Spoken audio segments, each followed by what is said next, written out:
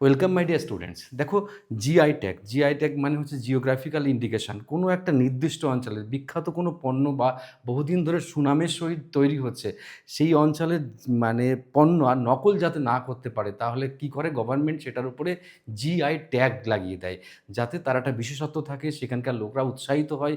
তেমন ১২টা ট্যাগ আবার কিন্তু পশ্চিমবঙ্গের ক্ষেত্রে শুধুমাত্র পেয়েছে। তো এই বিষয় নিয়ে আমি তোমাদের সঙ্গে ছোট্ট একটা ভিডিওতে বলবো।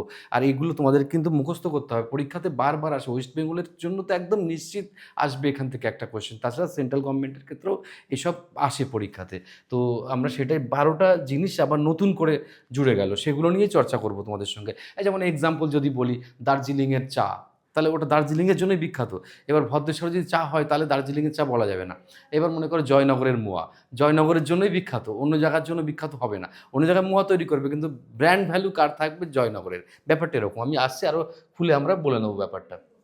দেখো, ২৬শে জুন ২০২৬ সালে পশ্চিমবঙ্গের ১২টা ঐতিহ্যবাহী পণ্য হস্তশিল্প, যেগুলো জিওগ্রাফিক্যাল মানে জিআই ট্যাগ যাকে বলছি, জিওগ্রাফিক্যাল ইন্ডিকেশনে তালিকাভুক্ত হয়েছে।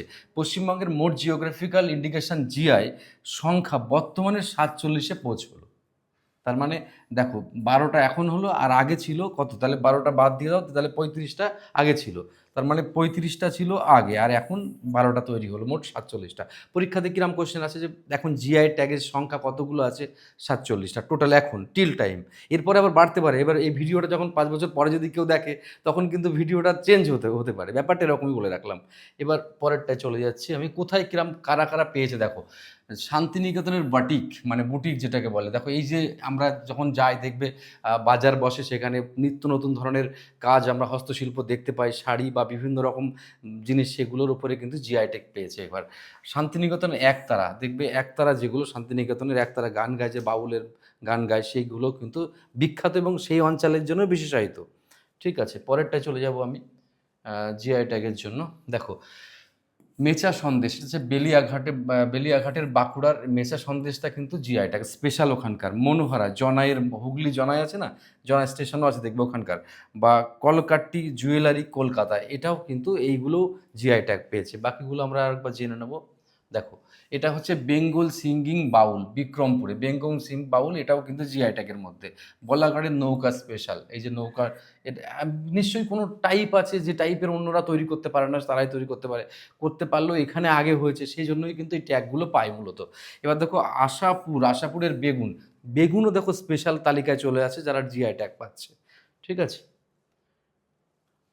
এবার দেখো হটগ্রামের শঙ্খচিল দেখো, এই যে কারুকার্য ভিত্তিক এই চিলগুলো বা শঙ্খ, তার উপরে যে বিভিন্ন রকম নকশা, তার বিশেষত্ব কিন্তু হুগলির এই হটগ্রামের শঙ্খচিল তারাই কিন্তু পাচ্ছে। পুরুলিয়ার লাখ বা লাক্ষা, তারপরে দেখো মুর্শিদাবাদের সিল্ক, তারপরে দেখো কাঠের পুতুল পূর্ব বর্ধমান। এই ১২টা টোটাল পেয়েছে।